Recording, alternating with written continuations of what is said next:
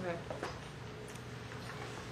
Hi, I'm Amanda, and this is a large snippet of something called punishment. I only have one good memory of my father, and it might even be a dream. I know I've dreamt about him before. I was small, maybe 3 or 4. How I'm able to remember that far back in my life is beyond me, but I had to have been that young. He left when I was only 5 years old. We were playing in the front yard on one of the most beautiful days I can remember. The sun was high in the sky, and there was a cool breeze every time you started to think it was getting too hot. I was running as fast as I could with a giant blue ball in my arms, my long blonde, almost white hair flowing behind me. I'd always had long hair, just like my mother. I was laughing and screaming as he ran as slow as he could behind me before scooping me up into his arms effortlessly. I remember him well. Short, wavy brown hair and bright blue eyes, a face too perfect to belong to a normal human being. He was so young, probably 25. My mother was a year younger, or maybe she was older. She never changed, not ever. Her place in the memory is on the porch watching us smiling, an open book in her lap. She was always reading. I love that image of her, simple and at peace. There's not a day that goes by that I don't think about what I did, about the day it happened, about what I did or how I found out about it. Sometimes I replay everything I can remember, all the way up to the end. To this day I cannot make it through without wanting to die for it. I can't tell you everything that happened. It's not that I can't remember it, it's just I simply don't know.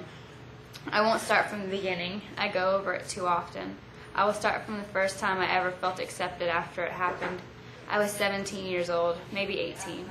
Time and dates meant little to me back then, so there's no way to be sure. I was known throughout the U.S., more famous than any movie star. I was wanted by every state I had ever stepped foot in, and no one even knew my face. Any death that was worth talking about on the news was most likely by my hand. I killed enough to say that about 2 died every night from the time I was 13 to the night that I met them, around 3 years later. I wasn't proud of my numbers or the way that I was. I pretended yes, but please never think I truly was. I was a monster, and I knew that, and it made my stomach want to turn inside out.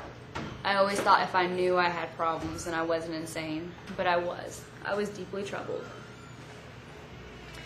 The night I met them is very clear. I can remember every single detail about that night like I had just been there.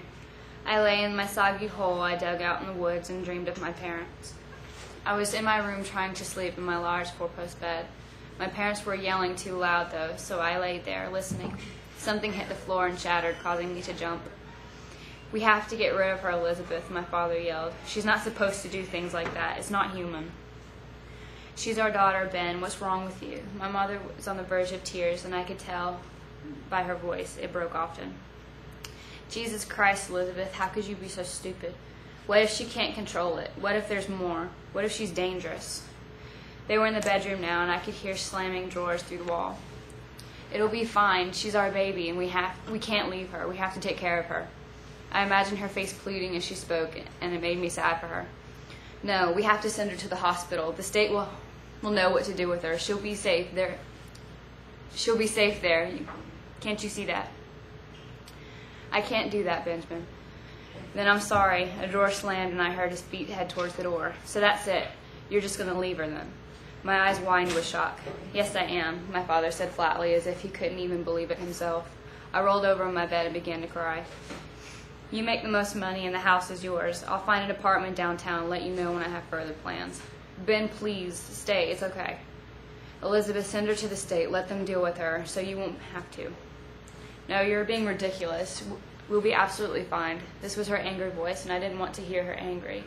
I wanted to hear her laugh and hear her dad say something nice to her, call her beautiful like he always did. I wanted him to say that he would stay. "Well, I guess you'll find that out," he said. The door slammed and something else broke. My mother cried out again.